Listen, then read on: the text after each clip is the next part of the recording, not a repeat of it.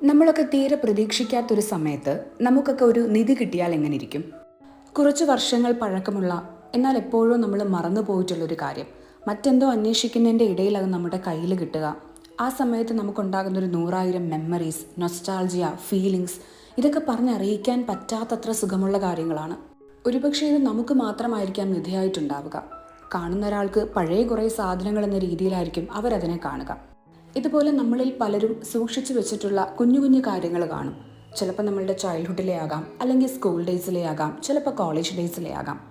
ഇതൊക്കെ വല്ലപ്പോഴും ഒരിക്കലെങ്കിലും നമ്മളൊന്ന് റീവിസിറ്റ് ചെയ്യുന്നത് എത്ര നല്ലതായിരിക്കും.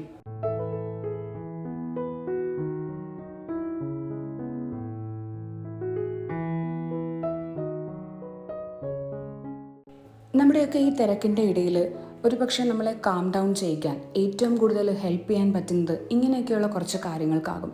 നമ്മളൊരു കാലത്ത് ഏറ്റവും നല്ല മെമ്മറീസ് ആയിട്ടും ഏറ്റവും നല്ല ഡേയ്സ് ആയിട്ടും ഒക്കെ നമ്മൾ കൺസിഡർ ചെയ്തിട്ടുള്ള പല കാര്യങ്ങളും ഒരുപക്ഷെ ഇപ്പം നമ്മളുടെ മെമ്മറിയിലേക്ക് കൊണ്ടുവരികയാണെന്നുണ്ടെങ്കിൽ എന്തെന്നില്ലാത്തൊരു കാംനെസ് ആയിരിക്കും നമുക്ക് കിട്ടുക.